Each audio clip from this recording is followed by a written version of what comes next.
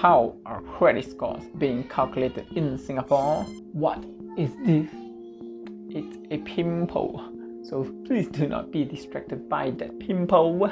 Finally, today we are going to dive into the remaining factors of how credit scores are being calculated in Singapore.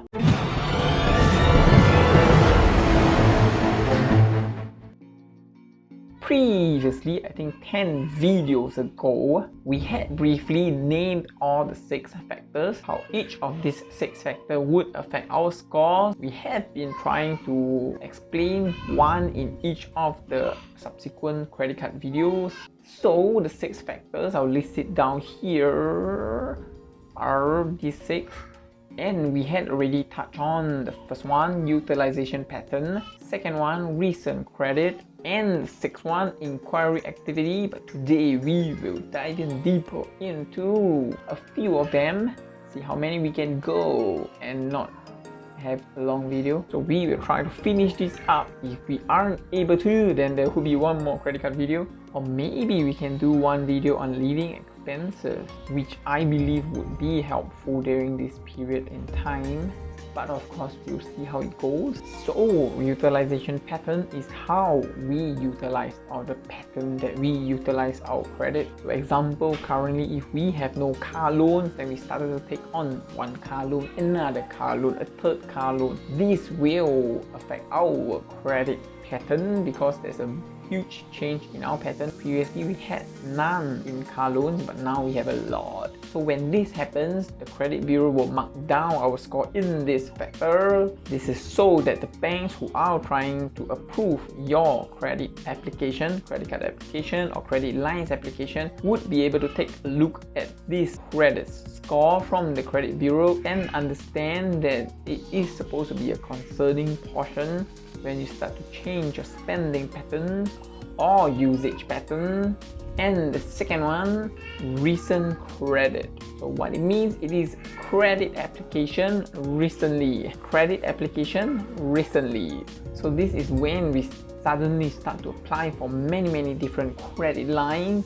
So if you are suddenly trying to apply for credit lines left, right, center, everywhere, you are in fact being less credible for the banks, or in their perspective, you are becoming less credible as someone who would borrow and pay their money back in time. So with a decrease in your credit score, when credit bureau sees these, it will deter the other banks from borrowing you more and more money which you might not be able to repay. And since we have finished on these 2 before, now we are going to dive into the next one, the third one, account delinquency data.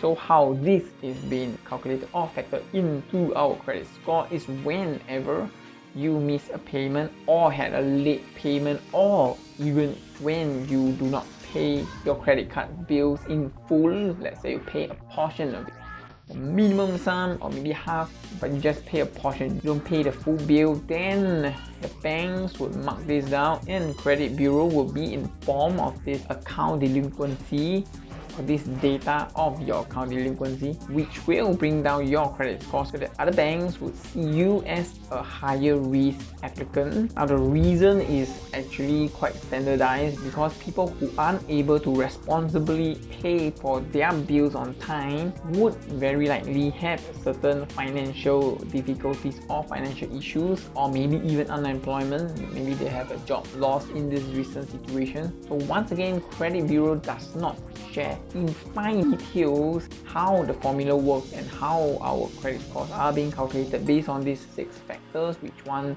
has the highest weightage, we do not know, but most people would agree that account delinquency data is one of the highest weightage of these 6 factors, just because it is very easy to crack for the bank and for credit bureau, and in general in bigger pools of study group, it usually works out that way, that when people have trouble paying off their bills in time, on time, every single time, then they have a higher risk of defrauding or maybe even going bankrupt.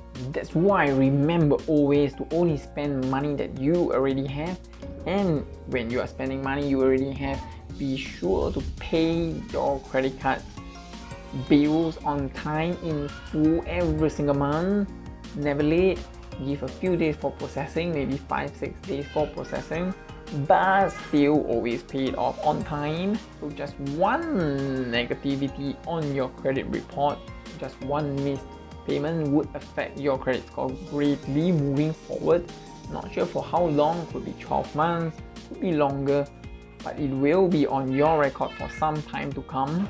And now, number 4 is credit history, which is the length of your credit account that you have with the different financial institutions. Now, I could be wrong, but what I know is that they only track your longest history one for this category, which is one of the reasons why having an open credit card account with a long history would work in your favor for your credit score calculation. So one reason why you should not apply for cards that you might cancel in the future, but this is not confirmed. It is confirmed elsewhere in other countries where their credit score calculations are more generally or publicly shared.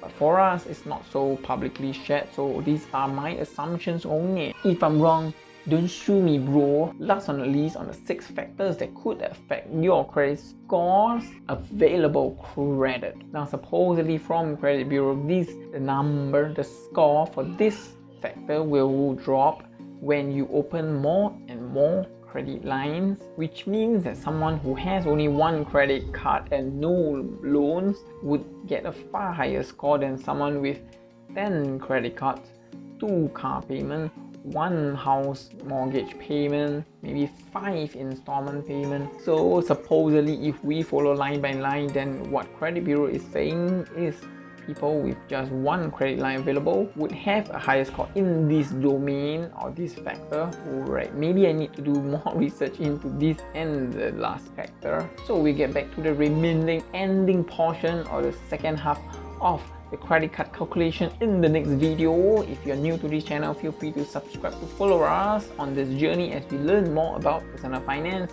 investing, and now credit card theories. And now, once again, thank you for watching. Stay safe, stay healthy. See you guys next time.